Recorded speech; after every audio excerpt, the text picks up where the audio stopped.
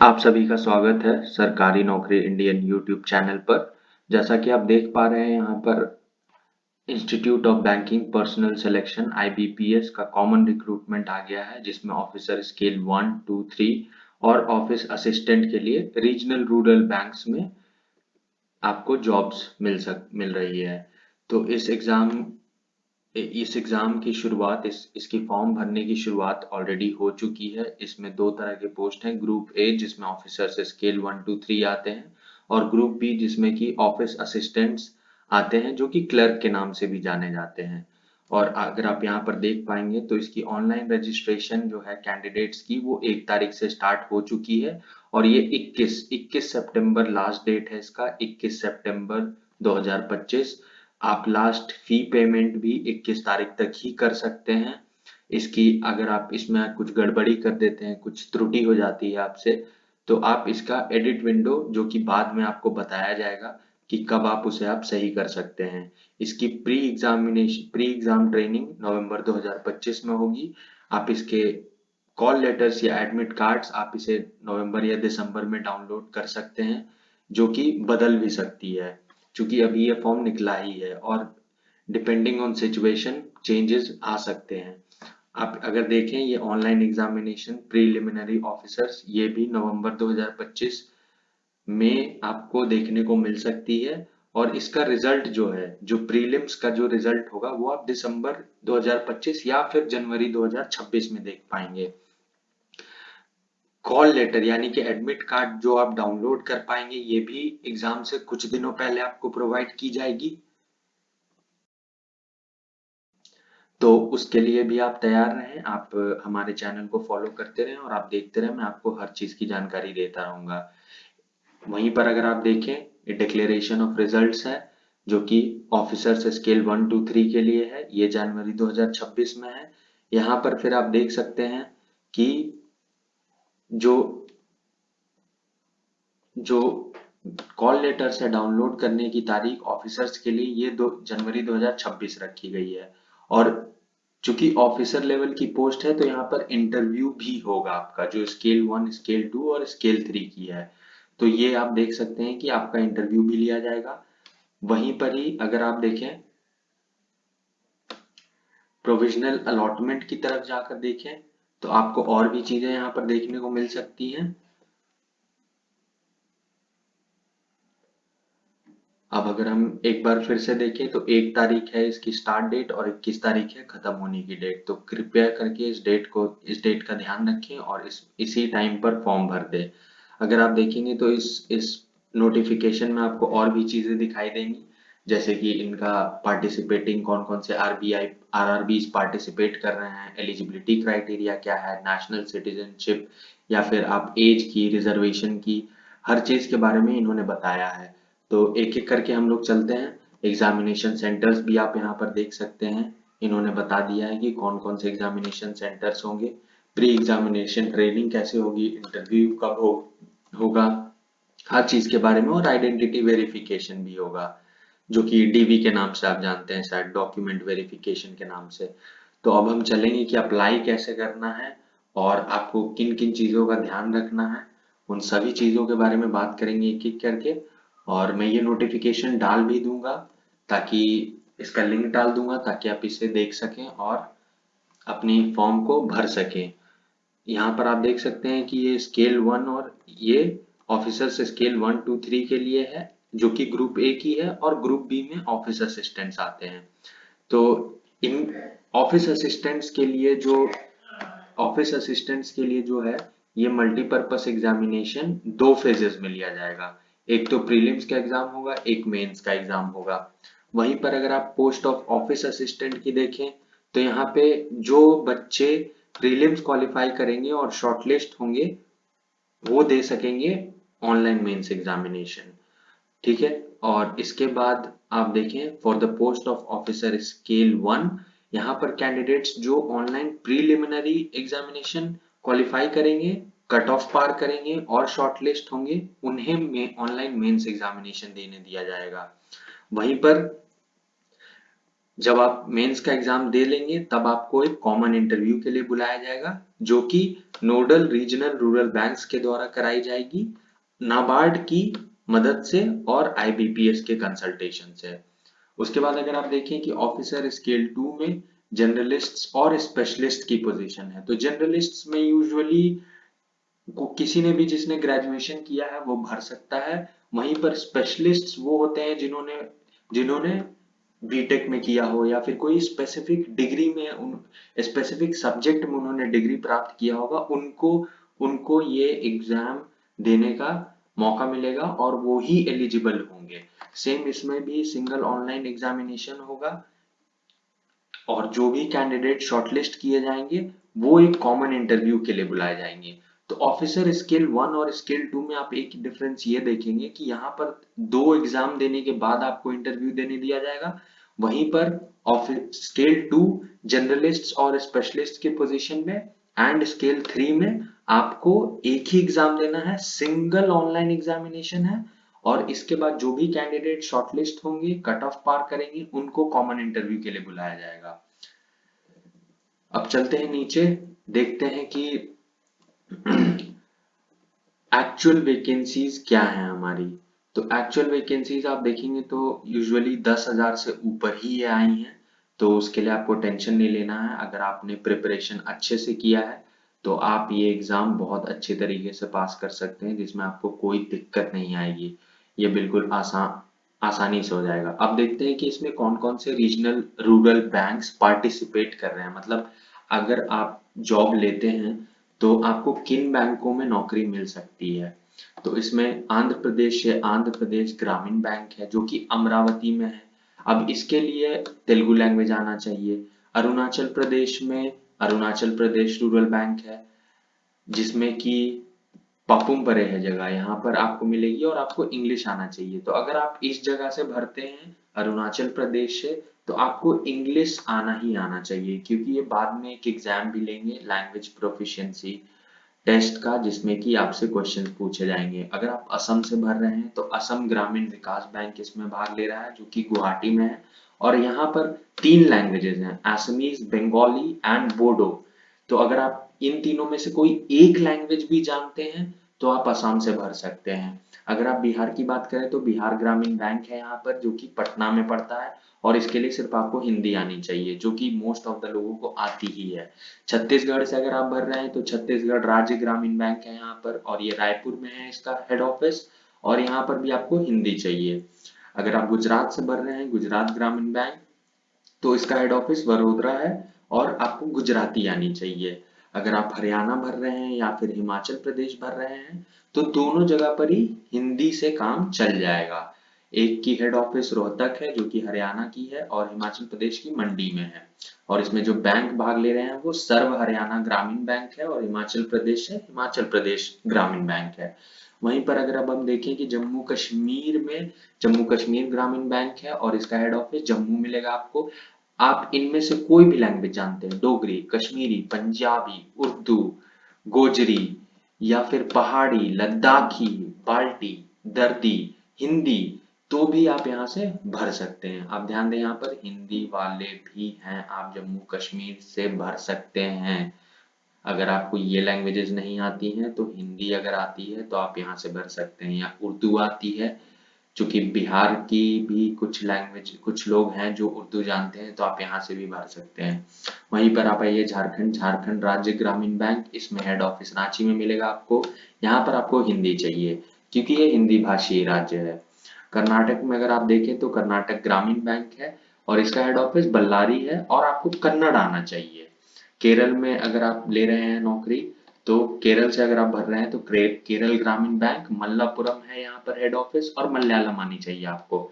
इसी तरह अगर आप देखें तो महाराष्ट्र के लिए मराठी आनी चाहिए, मणिपुर के लिए मणिपुरी आनी चाहिए, मेघालय में गारो और खासी, जो कि 2 पर्वत भी हैं, गारो खासी जयंती आपने सुना हुआ, तो खासी और गारो 2 लैंग्वेजेस भी हैं जो आपको आनी चाहिए। वहीं पर मिजोरम से भर रहे हैं तो मीजो आनी चाहिए, और नागालैंड से भर रहे हैं तो इंग्लिश आनी चाहिए। तो मैं कहूंगा जिनकी इंग्लिश बहुत अच्छी है वो नागालैंड और एक और जो हमने ऊपर भी देखा था वहां से भी आप भर सकते हैं, शायद अरुणाचल प्रदेश था वो, और अगर आप उड़ीसा से हैं तो आपको उड़िया आना चाहिए, यहाँ पर हिंदी काम नहीं आएगी। अब चलते हैं कुछ, जैसे कि पौंडीचेरी एक यूनियन टेरिटरी है, और पौंडीचेरी में आपको हेड ऑफिस पुदुचेरी में मिलेगा, जो कि इसकी कैपिटल भी है। पुदुचेरी की कैपिटल सिटी पुदुचेरी है। यहाँ पर तमिल, मलयालम, तेलुगु है लैंग्वेजेस। इनमें से कोई एक लैंग्वेज भी अगर आपको आती है तो आप पुदुचेरी या पौंडीचेरी के लिए आप भर सकते हैं। पंजाब में आपको पंजाबी आनी चाहिए, और राजस्थान में आपको हिंदी आनी चाहिए। तो यहाँ की भी बढ़िया है, जो हिंदी जानते हैं वो यहाँ से भी भर सकते हैं। और मुझे जहाँ तक पता है पोस्ट्स काफी ज्यादा आई हैं राजस्थान के लिए ऑफिसर्स स्केल पे, खास करके स्पेशलिस्ट्स में। और तमिलनाडु में तमिल आना चाहिए आपको। तेलंगाना में आपको तेलुगु या उर्दू भी आती है तो आप भर सकते हैं। यहाँ पे से ध्यान दें, उर्दू, अगर आपको उर्दू आती है तो आप तेलंगाना से भी भर सकते हैं, जम्मू कश्मीर से भी भर सकते हैं।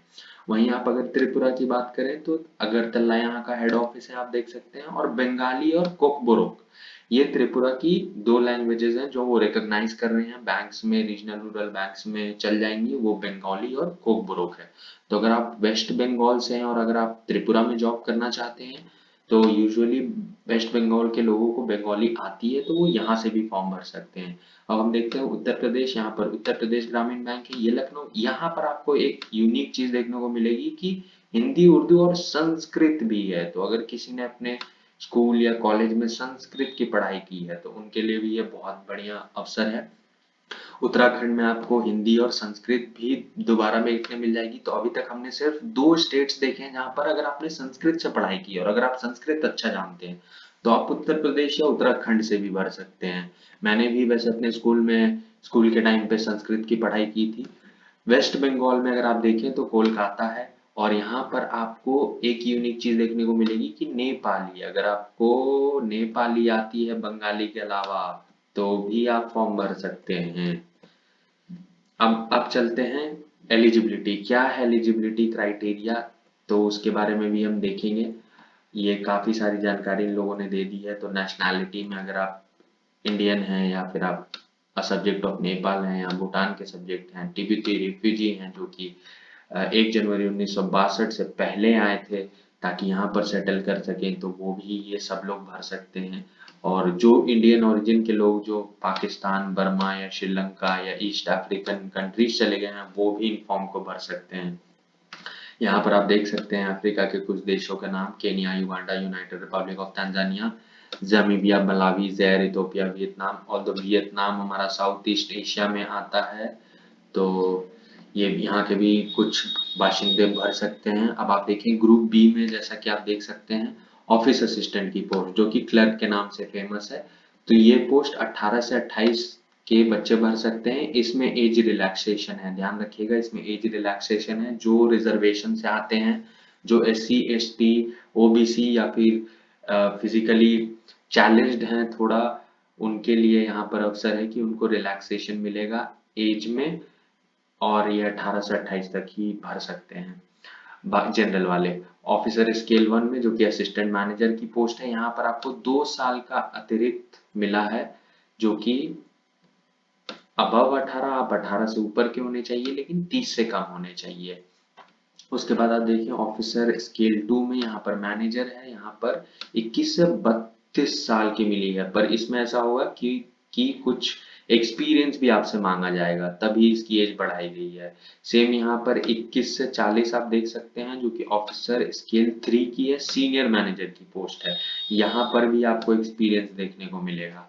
तो चलिए आइए देखते हैं कि किसको कितना रिलैक्सेशन मिल रहा है। तो SC ST को 5 साल मिल रहा है, अदर बैकवर्ड क्लासेस को 3 साल मिल रहा है, और वहीं पर बाकी जो PWBD हैं उनको 10 साल का मिल रहा है। और ऑफिस असिस्टेंट जो एक्स सर्विसमैन है, डिसेबल्ड एक्स सर्विसमैन है, इनको जो है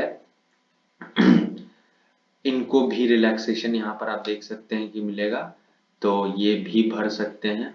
उसके बाद in case of ex serviceman commission officers, इनको भी 5 साल का दिया जा रहा है। जो विडोज हैं, डिवोर्स्ड विमेन हैं, या विमेन लीगली सेपरेटेड हैं अपने हस्बैंड से, वो भी इसमें भर सकती हैं और उनको भी कंसेशन दिया गया है। Up to the age of 35 years जो जनरल और ईडब्ल्यूएस से हैं, और अप टू 38 ईयर्स जो ओबीसी से हैं, और 40 साल जो एससी एसटी कैंडिडेट्स हैं। तो इस बात का आप काफी ध्यान रखिए। इसके बाद आप कुछ और चीजें यहाँ पर इन लोगों ने बहुत कुछ डाल रखा है जो कि उतनी इम्पोर्टेंट तो नहीं है, पर हाँ आप एक बार देख जरूर लें। इसके बाद अगर आप चलें तो यहाँ पर इन लोगों ने जो दिया हुआ है कि अगर आप स्पेशली चैलेंज्ड हैं थोड़ा सा, तो क्या किन चीज़ों पे इन्होंने कैटेगरीज बना रखी हैं उनको ध्यान रखें, स्क्राइब का भी ध्यान रखें, और इन चीज़ों का भी आपको ध्यान रखना है फॉर्म भरते वक्त कि आप किस कैटेगरी से भर रहे हैं। जैसे एक सर्विसमैन है, आपने डिफेंस में काम कर रखा है, आप डिसेबल्ड हैं, तो इन चीज़ों का आपको थोड़ा सा बेनिफिट यहाँ पर देखने को मिलेगा। अब आगे चलते हैं और इस फॉर्म में हम क्या देख सकते हैं कि इकोनॉमी के लिए वीकर सेक्शन के लिए इन्होंने बताया है कि क्या हमें क्या क्या चाहिए। ये देखिए 5 एकड़ land, residential flat 1000 square feet या अबव, रेसिडेंशियल प्लॉट, ये जो बंदे हैं ये इनके लिए क्राइटेरिया सेट की गई है। अगर आप अब देखें कि एलिजिबिलिटी, अब हम देखते हैं कि एजुकेशनल क्वालिफिकेशन यहाँ पर हमारे पास क्या चाहिए। तो पहला ऑफिस असिस्टेंट की पोस्ट अगर आप देखें तो bachelors degree in any disciple, किसी भी सब्जेक्ट में आपने बैचलर्स डिग्री आपके पास है तो आप भर सकते हैं। लोकल लैंग्वेज में प्रोफिशिएंसी होनी चाहिए, जैसा कि मैंने आपको ऊपर बताया था अभी पहले वीडियो में। उसके बाद ये डिजायरेबल कह रहे हैं कि वर्किंग नॉलेज ऑफ कंप्यूटर, जो कि आज आजकल बहुत कॉमन है, सबके पास ही होती है ऑलमोस्ट। ऑफिसर स्केल 1 में असिस्टेंट मैनेजर की पोस्ट है जिसमें बैचलर्स डिग्री इन डिसिप्लिन, जो कि किसी भी आप एक डिसिप्लिन में बैचलर्स हो, लेकिन प्रेफरेंस उनको दिया जाएगा जिन्होंने agriculture, forest, horticulture, forestry, animal husbandry, veterinary science, agricultural engineering, pisciculture, agricultural marketing and cooperation, information technology, management, law, economics and accountancy में अगर आपने डिग्री हासिल की है तो आपको प्रेफरेंस दिया जाएगा आईबीपीएस आरआरबी के द्वारा। उसके बाद यहाँ पर भी आपको लोकल लैंग्वेज की तो नॉलेज होनी ही चाहिए, और डिजायरेबल है कि आप वर्किंग नॉलेज ऑफ कंप्यूटर हो, जो कि आपने 10th क्लास में कंप्यूटर एज अ सब्जेक्ट या आईटी एज अ सब्जेक्ट भरा हो। वहीं पर अगर आप officer scale 2 general banking officer manager की बात करते हैं तो बैचलर्स डिग्री किसी भी डिसाइपल में, लेकिन मिनिमम 50% आपको आने हुए चाहिए। और प्रेफरेंस उन्हें दी जाएगी जो बैंकिंग फाइनेंस से हैं, मार्केटिंग एग्रीकल्चर की जिन्होंने पढ़ाई की है, horticulture, forestry, animal husbandry, veterinary science, ये सेम है ऊपर के जैसे, बस आपको कुछ जो डिफरेंस यहाँ पर देखने को मिलेगी वो है कि 2 years as an officer in a bank और फाइनेंशियल इंस्टीट्यूशन। मैंने आपसे पहले भी कहा था कि ऑफिसर स्केल 2 में आपको एज एज आपको ज्यादा दी जा रही है, आप 30 साल तक भर सकते हैं। इसका मतलब है कि आपसे एक्सपीरियंस मांगा जाएगा जो कि यहाँ पर मैंडेटरी है। और ऑफिसर स्केल 2 में अगर आप देखें तो इसमें आईटी की आपके पास ऑफिसर की पोस्ट है, बैचलर्स डिग्री होनी चाहिए इलेक्ट्रॉनिक्स कम्युनिकेशन कंप्यूटर साइंस या इंफॉर्मेशन टेक्नोलॉजी, तो ही आप भर सकते हैं, और इट्स इक्विवेलेंट, और 50% मिनिमम मार्क्स होने चाहिए। अब यहाँ पे क्या कह रहे हैं कि सर्टिफिकेट, अगर आपके पास लैंग्वेजेस में सर्टिफिकेट है, जैसे कि जावा एक लैंग्वेज है हमारा, सी प्लस प्लस एक लैंग्वेज है, तो अगर आपको आपके पास इन चीजों में अगर सर्टिफिकेशन है कहीं से भी तो ये आपको हेल्प करेगा, और इसमें 1 year का एक्सपीरियंस मांगा गया है। वहीं पर आप अगर आप चार्टेड अकाउंटेंट से भर रहे हैं तो आप सर्टिफाइड एसोसिएट होने चाहिए, कहाँ से, institute of chartered accountants of India, 1 year as a chartered accountant आपने काम किया हो। Law officer, degree from a recognized university in law और it's equivalent with a minimum of 50% marks, minimum 50% marks चाहिए। और यहाँ पर 2 साल आप एडवोकेट की तरह काम किया हो, या फिर आपने should have worked as a law officer in bank, law officer in bank और financial institution for a period of not less than 2 years, मतलब आपने 2 साल से कम के लिए आपने एज अ लॉ ऑफिसर किसी भी बैंक में काम ना किया हो, 2 साल मिनिमम आपने काम किया हो, तभी आप एलिजिबल हैं। फिर आप ट्रेजरी मैनेजर की पोस्ट देख सकते हैं, चार्टेड अकाउंटेंट और एमबीए और फाइनेंस की डिग्री होनी चाहिए। तो ये थोड़ी सीनियर हो गई, जो एमबीए, अब जिन्होंने बैचलर्स के बाद मास्टर्स किया है, masters of business administration in finance, वो ये कर सकते हैं। इसमें 1 ईयर का आपको एक्सपीरियंस मांग रहे हैं, ये यहाँ पर आप देख सकते हैं 1 year in the relevant field. Marketing officer के लिए सेम आपको एमबीए होनी चाहिए मार्केटिंग में, और 1 साल का एक्सपीरियंस भी होना चाहिए। वहीं पर अगर आप एग्रीकल्चरल ऑफिसर की पोस्ट देखते हैं तो बैचलर्स डिग्री से यहाँ पर काम हो सकता है।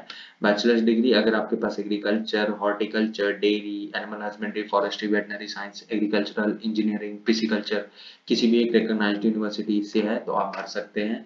इसमें 2 साल आपको एक्सपीरियंस लेकिन होना चाहिए। अब आइए जो मोस्ट रेप्यूटेड है जिसमें 32 साल तक है आप भर सकते हैं, वो है सीनियर मैनेजर की पोस्ट। इसमें बैचलर्स डिग्री होनी चाहिए किसी भी यूनिवर्सिटी से, लेकिन मिनिमम 50% आपने अपनी ग्रेजुएशन में लाया हो, और प्रेफरेंस उन्हें दी जाएगी जिनके पास डिग्री या डिप्लोमा हो banking, finance, marketing, agriculture, horticulture, forestry में, एनिमल हस्बेंड्री में, वेटनरी साइंस में, एग्रीकल्चरल इंजीनियरिंग में, पिस्सीकल्चर में, आप देखिए यहाँ पर पिस्सीकल्चर है, पिस्सीकल्चर में, उसके बाद agricultural marketing and cooperation information technology. और यहाँ पर मिनिमम 5 साल का एक्सपीरियंस तो चाहिए ही चाहिए as a officer in a bank और फाइनेंशियल इंस्टीट्यूशन। तो आप इस नोटिफिकेशन के बारे में आप जैसे कि देख सकते हैं, आपने ये भी यहाँ पर दे रखा है प्रोफिशिएंसी इन लोकल लैंग्वेज। तो अब यहाँ पर देखते हैं कि क्या ये कह रहे हैं कि ऑफिसर स्केल 1 और ऑफिसर और ऑफिस असिस्टेंट की पोस्ट के लिए जो प्रोफिशिएंसी चाहिए वो उसकी क्वालिफिकेशन क्या है। तो candidates who have already studied the language of the state in standard 8 or any level above 8 in government recognized boards of education or school or having any certificate to the effect of standard 8। तो अगर आपने class 8th में अगर आपने हिंदी, संस्कृत या कोई दूसरी language, Marathi, Bengali, Nepali कुछ भी आपने पढ़ा हो तो वो कंसिडर की जाएगी कि आप प्रोफिशिएंट हैं। जहां पर भी अगर आपको where the candidate does not meet the aforesaid requirement in local language, अगर आप ये रिक्वायरमेंट फुलफिल नहीं कर पा रहे हैं लोकल लैंग्वेज की, तो आपको 6 महीने का टाइम दिया जाएगा from the date of joining to acquire the proficiency. मतलब आपकी अगर जॉब लग जाती है तो आपको 6 महीने का टाइम दिया जाएगा ताकि आप उस लैंग्वेज को सीख सकें, और मे बी आरआरबी उसके लिए आपसे एग्जाम ले, और अगर आप पास कर जाते हैं तो आपकी जॉब रहेगी क्योंकि आपने लैंग्वेज सीख लिया है और आप ऑलरेडी एक मेरिटोरियस स्टूडेंट है, तो कैंडिडेट हैं, तो आप आगे बढ़ सकते हैं। क्रेडिट हिस्ट्री के बारे में बात की है जो कि यूजुअली स्टूडेंट्स के पास ना तो क्रेडिट कार्ड होता है ना उन्हें जरूरत है। अब आप देखें वेरी इंपॉर्टेंट, ऑफिसर स्केल 1 2 3 की पोस्ट के लिए 175 रुपए रखे गए हैं SC ST के लिए। वहीं पर 175 रुपए, और ये इंक्लूसिव ऑफ जीएसटी का मतलब है ये इंक्लूडिंग जीएसटी। ओके, तो शायद से इसमें जीएसटी इंक्लूडेड है। वहीं पर ये 850 रखी गई है जो बाकी हैं, जैसे कि जनरल जो भर रहे हैं और ईडब्ल्यूएस से भर रहे हैं तो शायद उनके लिए जो है ये 850 रुपए है। वहीं पर ऑफिस असिस्टेंट की पोस्ट के लिए 175 रुपए आपको देने पड़ेंगे और 850 देने पड़ेंगे जनरल वालों को। ये 175 रुपए उनके लिए है जो SC ST PWD ESM और DESM है, ये इन कैंडिडेट्स के लिए ये रखा गया है। चलते हैं अब और नीचे, अगर आप यहाँ पर हम आ जाते हैं तो ऑनलाइन एग्जामिनेशन का स्ट्रक्चर आप देख लें। यहाँ पर आपको जो ऑफिस असिस्टेंट के लिए तैयारी कर रहे हैं वो यहाँ पर दो जो प्री एग्जाम होगा आपका वो रीजनिंग का होगा जिसमें कि 40 क्वेश्चन होंगे और 40 नंबर का मार्क्स होगा। मतलब एक क्वेश्चन 1 नंबर का होगा, पर टाइम आपको सिर्फ 25 मिनट दिए जा रहे हैं। वहीं पर न्यूमेरिकल एबिलिटी जो कि मैथमेटिक्स है, इसमें आपको 40 क्वेश्चन पूछे जाएंगे और 40 मार्क्स का ये पेपर है, लेकिन आपको टाइम और कम दिया जाएगा इसमें 20 मिनट्स। तो आपकी स्पीड और एक्यूरेसी चेक की जा रही है बेसिकली इस एग्जाम में, कि आप कितना तेज बनाते हैं और आप कितना सटीक बनाते हैं। उसके बाद ऑफिसर स्केल 1 की अगर आप देखें तो यहाँ पर आपको रीजनिंग देखने को मिलेगा, 40 क्वेश्चन होंगे, 40 मार्क्स होंगे और 25 मिनट दी जाएगी। और यहाँ पर मैथ्स आपसे पूछा जाएगा जो कि 40 क्वेश्चन यहाँ पर भी होंगे, 40 मैक्सिमम मार्क्स हैं, एक क्वेश्चन 1 नंबर के लिए, पर टाइम 20 मिनट कर दिया गया है। और टोटल जो एग्जाम का टाइम होगा वो बस 45 मिनट है, और जो टोटल मार्क्स होंगे एग्जाम के वो 80 हैं, और जो टोटल क्वेश्चंस हैं वो भी 80 हैं। तो आपको यूज मतलब ऐसा आपको 30 सेकंड से कम में आपको क्वेश्चन सॉल्व करने हैं और सही आंसर देना है, तभी आप इसके लिए एलिजिबल हैं, एग्जाम आप क्वालिफाई कर पाएंगे और मे बी आप कट ऑफ स्कोर पार कर पाएंगे। उसके बाद आप देखते हैं कि मेंस एग्जामिनेशन जो ऑफिस असिस्टेंट के लिए है, यहाँ पर आप देखें ध्यान से, ये ऑब्जेक्टिव होगा, ऑब्जेक्टिव पर ध्यान दें, सब्जेक्टिव नहीं है, ऑब्जेक्टिव है। ऑफिस असिस्टेंट की पोस्ट है यहाँ पर, और इसमें अगर आप देखें तो आपसे रीजनिंग पूछा जाएगा, 40 क्वेश्चन होंगे, 50 नंबर के, 30 मिनट दिया जाएगा। कंप्यूटर नॉलेज का पेपर भी है यहाँ पर, जिसमें कि नंबर ऑफ क्वेश्चन 40 होंगे, मैक्सिमम मार्क्स 20 होगा और आपको इसके लिए बस 15 मिनट दिए जाएंगे। कंप्यूटर के क्वेश्चंस यूजुअली इजी होते हैं। जनरल अवेयरनेस में 40 क्वेश्चन होंगे, 40 नंबर के लिए 15 मिनट। इसमें अगर आपने लास्ट एक साल का जीके पढ़ रखा है अच्छे से तो आप एक बार में निकाल सकते हैं, कोई दिक्कत इसमें नहीं आएगी। इंग्लिश के लैंग्वेज के लिए आपको 40 क्वेश्चन दिए जाएंगे, 40 मैक्सिमम मार्क्स हैं और 30 मिनट आपको सिर्फ मिलेगा, आधा घंटा। हिंदी लैंग्वेज में आपको हिंदी के लिए क्वेश्चन जो है वो 40 होंगे, मैक्सिमम मार्क्स जो होगा वो 40 होगा और 30 मिनट आपको इसके लिए दिए जाएंगे। वहीं पर आप देखिए न्यूमेरिकल एबिलिटी है, ये मैथ्स का पेपर है, इसमें आपको 40 क्वेश्चन होंगे, 50 नंबर के। यहाँ पर देखिए मार्क्स बढ़ गया है तो इनकी वेटेज ज्यादा है, न्यूमेरिकल एबिलिटी की वेटेज ज्यादा है, 40 क्वेश्चन में आपको मैक्सिमम मार्क्स 50 है और इसके लिए टाइम 30 मिनट दिया जाएगा। तो टोटल जो आपके क्वेश्चंस आएंगे वो 200 क्वेश्चन आएंगे 200 नंबरों के लिए, और आपको सॉल्व करने हैं 120 मिनट में, जो कि आप ऐसा मान कर चलें कि अगेन आपको 30 सेकंड से ज्यादा नहीं लगाना है क्वेश्चन सॉल्व करने में, वरना आप एग्जाम में काफी कम क्वेश्चन सॉल्व कर पाएंगे। उसके बाद आप देखिए ऑफिसर स्केल 1 में अगर आप यहाँ पर देखें तो यहाँ पर है रीजनिंग, सेम 40 क्वेश्चन, आपको मैक्सिमम मार्क्स जो है 50 मिलेंगे और 30 मिनट के लिए एग्जाम है। ये कंप्यूटर नॉलेज है, यहाँ पर भी आपको 40 क्वेश्चन है, ये मैक्सिमम मार्क्स 20 नंबर के हैं 15 मिनट के लिए। जनरल अवेयरनेस का पेपर है, 40 क्वेश्चन, 40 मैक्सिमम मार्क्स और 15 मिनट। वहीं पर इंग्लिश लैंग्वेज, इंग्लिश, यहाँ पर भी 40 क्वेश्चन है और मैक्सिमम मार्क्स 40 नंबर 30 मिनट के लिए। हिंदी लैंग्वेज, यहाँ पर भी आप देखें हिंदी और मीडियम हिंदी ही होगा और नंबर ऑफ क्वेश्चन 40 पूछे जाएंगे, मैक्सिमम मार्क्स 40 और टाइम आपको 30 मिनट दिया जाएगा। तो और यहाँ पर मैथ्स में अगेन आप देखिए आपकी जो ऑफिसर स्केल 1 में भी 40 क्वेश्चन पूछे जाएंगे, पर जो मार्क्स है वो 50 है, मतलब इनकी वेटेज ज्यादा है, पर क्वेश्चन की वेटेज ज्यादा है और आपको 30 मिनट ही दिए जाएंगे। तो टोटल क्वेश्चन ऑफिसर स्केल 1 में भी 200 होंगे, मैक्सिमम मार्क्स भी 200 होगा और जो ड्यूरेशन होगा वो भी आपका 120 मिनट का ही होगा। तो इन चीजों का आप ध्यान रखिए, ये एग्जाम का पैटर्न है, इस पर ही आप प्रैक्टिस करें, इसी के हिसाब से क्वेश्चंस बनाएं और अपनी एग्जाम की तैयारी आप अच्छे से करें। आपको नीचे नोटिफिकेशन में और भी चीजें मिल जाएंगी, आप इसको पढ़ें अच्छे से। जो भी इम्पोर्टेंट चीजें थी वो मैंने आपको बता दी है, प्री रिक्रूटमेंट ट्रेनिंग और इन सब चीजों के बारे में बहुत सारी जानकारी इन्होंने दे रखी है कि एग्जाम सेंटर्स भी कहाँ होंगे, उनके बारे में, क्या आपको फोटो अपलोड करना है, कितने पैसे लगेंगे, क्या क्या आपको अपलोड करना है, किन किन चीजों का आपको ध्यान रखना है। तो मैं सभी स्टूडेंट से कहूंगा कि आप इन चीजों का ध्यान रखें, आप इन्हें पहले ही तैयार करके रखें, अपने पास कंप्यूटर में फाइल बना के सेव करके रखें, photograph, signature, left thumb impression, handwritten declaration, अपनी 10th की मार्कशीट या फिर पासिंग सर्टिफिकेट, उसके बाद यूडीआईडी कार्ड जो जो उस हिसाब से भर रहे हैं, उसके बाद उन अपना फोटो भी खींचकर आप एक फोन में रखें और कैप्चर भी करने को आपसे कहा जाएगा फॉर्म भरते वक्त, तो उन चीजों का ध्यान रखें, ये इम्पोर्टेंट है थोड़ा। बाकी अगर आप देखें तो इनमें फिर वही सारी बहुत सारी चीजें आपको देखने को मिलेंगी कि क्या है। यहाँ पर एक छोटा सा चेंज ये हुआ है कि ये earlier category can be change to, ये कुछ बहुत नई बात नहीं है, ठीक है। इसी तरह आप पूरा अगर नोटिफिकेशन देखें आपको और कुछ इंपॉर्टेंट चीजें यहाँ पर नहीं मिलेंगी, ये आपको एडमिट कार्ड पे भी लिखी हुई मिलती हैं कि आपको क्या अनफेयर प्रैक्टिसेस नहीं करनी है।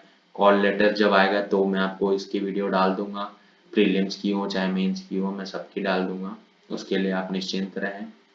अब यहाँ पर आप देखें वैकेंसीज कितनी हैं, ये इम्पोर्टेंट है थोड़ा, यहाँ पर ऑफिस असिस्टेंट की वैकेंसीज की बात की गई है।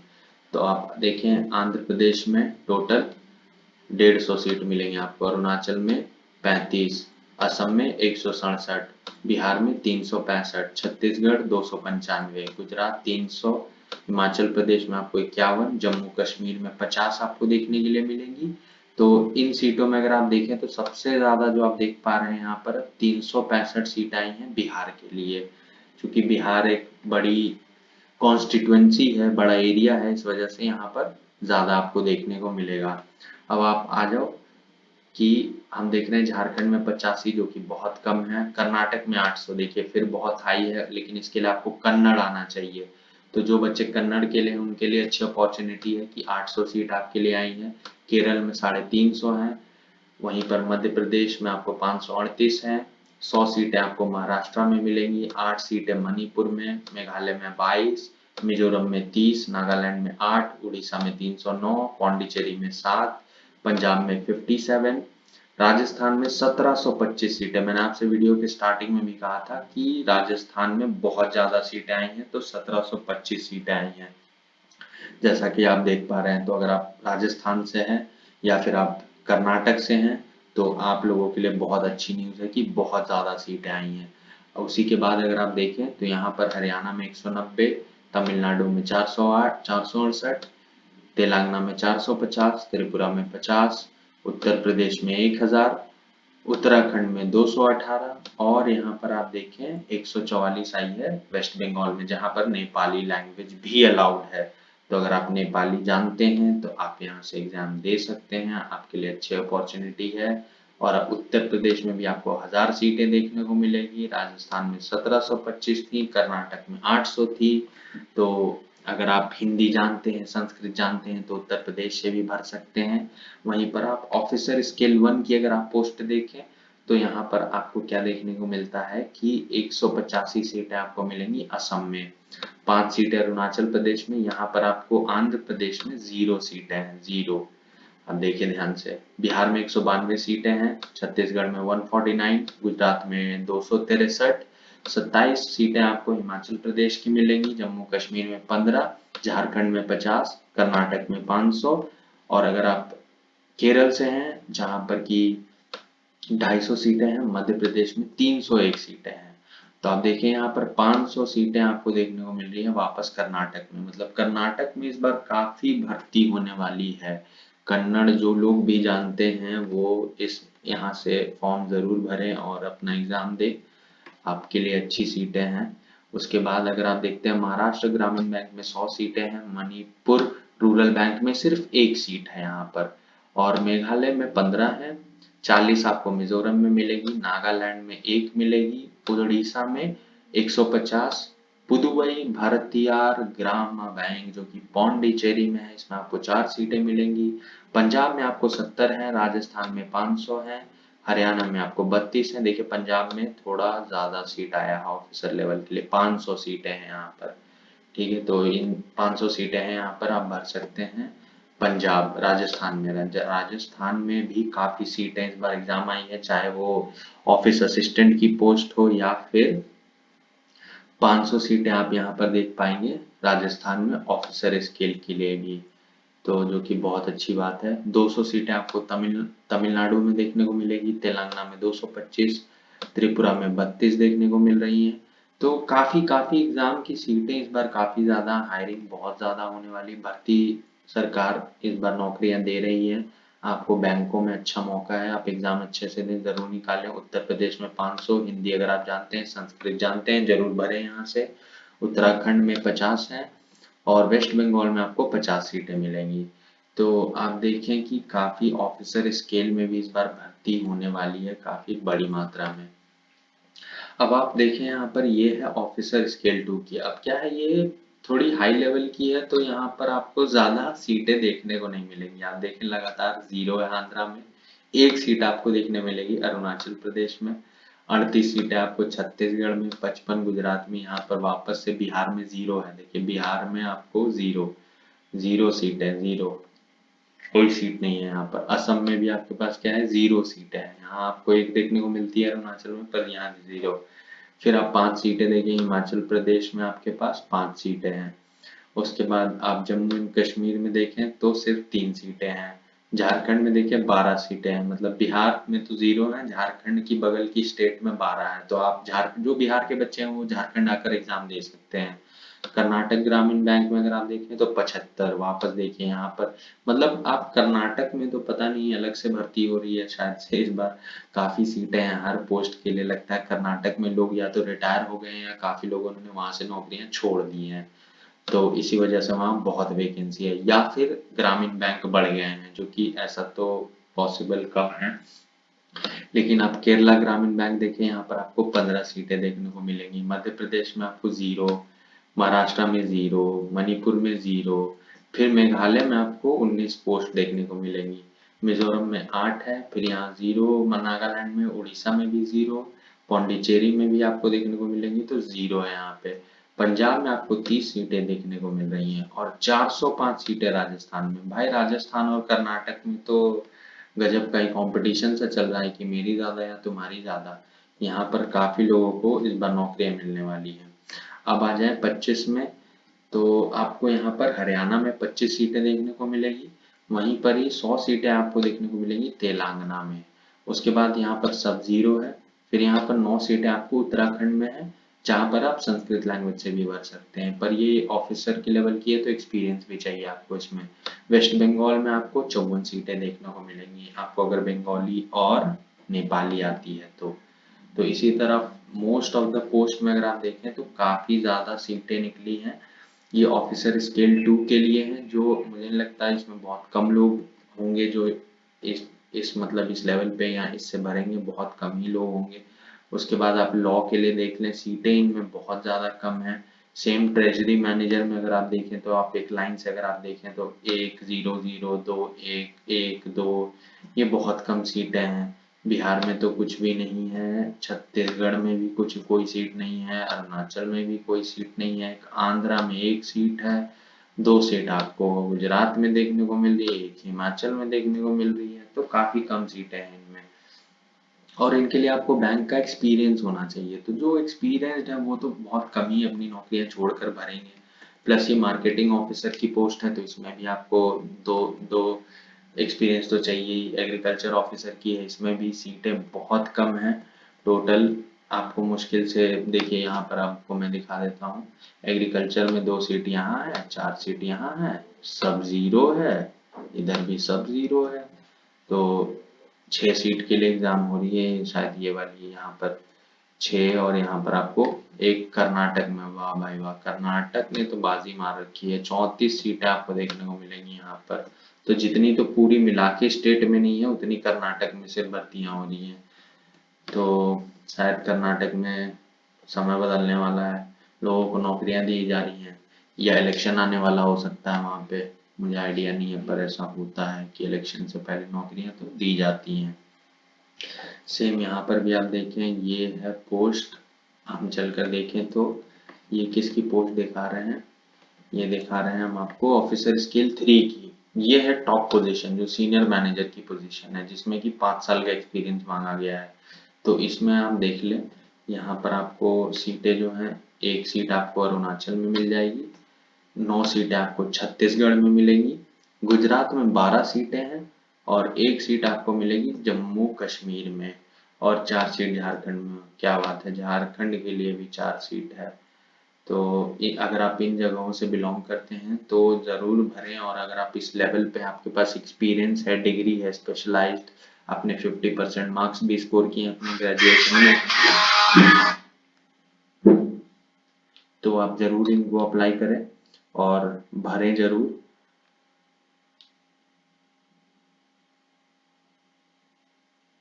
आगे चलते हैं, और फॉर्म में आपको क्या देखने को मिलेगा कि यहाँ पर अगर आप नीचे आ जाएं तो आपको और यहाँ पर हमें देखने के लिए मिलेगा कि आप कहाँ कहाँ एग्जामिनेशन सेंटर है। हाँ जी हाँ, ये थोड़ा इम्पोर्टेंट है, ये मैं आपको ज़रूर दिखाना चाहूँगा कि एग्जामिनेशन सेंटर कहाँ कहाँ पर है। तो आंध्र प्रदेश में आपको अनंतपुर मिलेगा, इलुरु मिलेगा, गुंटूर है, काकीनाडा है, कडप्पा है, कुर्नूल, नेल्लोर, ओंगोल, राजमुंद्री, श्रीकाकुलम, लेकिन ये प्रीलिमिनरी एग्जामिनेशन सेंटर है, ये इस बात का आप ध्यान रखें। विजयवाड़ा, विशाखापट्टनम, उसके बाद विजयनगरम। और अरुणाचल प्रदेश में आपके पास नाहरलगुन मिलेगा, पापुम परे मिलेगा। और मेंस के एग्जामिनेशन सेंटर सिर्फ एक ही है यहाँ पे, नाहरलगुन। और सिंगल के लिए अगर आप देखें, जो मेंस एग्जामिनेशन सेंटर है आंध्र प्रदेश में, यहाँ पर आपको गुंटूर, कदप्पा, काकीनाडा, कुन्नूर, नेल्लोर, राजमुंद्री, विजयवाड़ा और विशाखापट्टनम। वहीं अरुणाचल प्रदेश के बाद असम यहाँ पर है। असम में डिब्रूगढ़, गुवाहाटी, जोरहट, सिलचर, तेजपुर। ये प्रीलिम्स के लिए। मेंस के लिए डिब्रूगढ़, गुवाहाटी, जोरहट, सिलचर। बिहार में आपको आरा, भागलपुर, दरभंगा, गया, मुजफ्फरपुर, पटना, पूर्णिया, समस्तीपुर, ये सारे स्टेट्स देखने को मिलेंगे।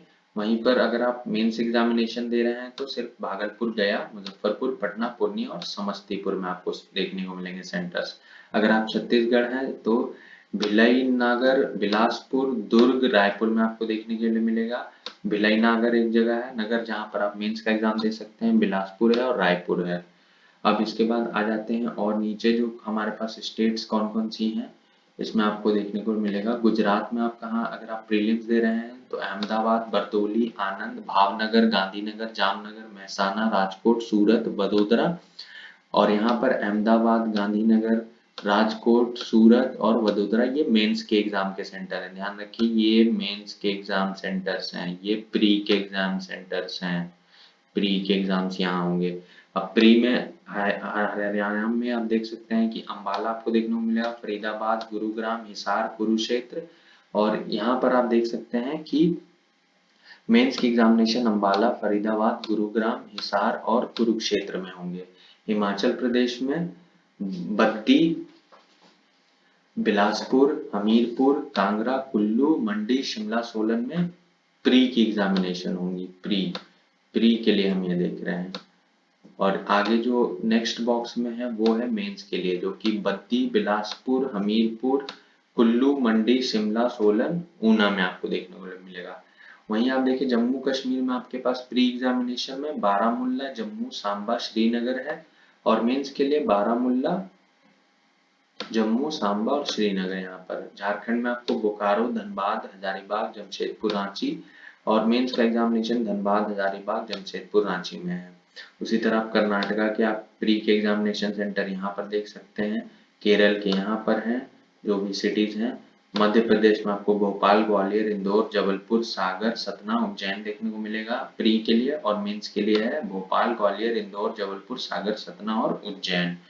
तो यहाँ पर आपको सारी एग्जाम सेंटर्स के बारे में दिखाया गया है। यहीं पर अगर आप महाराष्ट्र से हैं तो आपको महाराष्ट्र में काफी ज्यादा सेंटर्स हैं। यहाँ पर आप पुणे, रायगढ़, सोलापुर, थाने, धुले, जलगांव, जलना, कोल्हापुर, लातूर, मुंबई, नागपुर आपको सब यहाँ देखने को मिलेगा। और मेंस के लिए आपको अमरावती, छत्रपति संभाजी नगर जो कि औरंगाबाद भी है, जलगांव, कोल्हापुर, मुंबई, नागपुर, नांदेड़, नासिक, नवी मुंबई, पुणे, रायगढ़ आपको इन जगहों पर देखने को मिलेगा। अगर आप उड़ीसा से हैं तो बालासोर, बरीपाड़ा, बेरहमपुर, भुवनेश्वर, कटक, धेनाकल, पुरी आपको इन जगहों से देखने के लिए मिलेगा। तो ये सारी जो है सेंटर्स की लिस्ट है। यहाँ पर एग्जाम होगा, यहाँ पर से आप भर सकते हैं। पंजाब के लिए, राजस्थान के लिए, तमिलनाडु के लिए, उत्तराखंड, वेस्ट बंगाल, यहाँ पर आपको सब चीजों के लिए मिल जाएगा। तो जो मोस्ट इम्पोर्टेंट जानकारी थी मैंने आपको इस वीडियो में दे दी है। अगर आपको कोई भी इशू हो, कोई प्रॉब्लम हो तो जरूर रीच करें हमारे यूट्यूब चैनल पे जिसका नाम है सरकारी नौकरी Indian. Thank you, have a great day. नमस्ते भारत।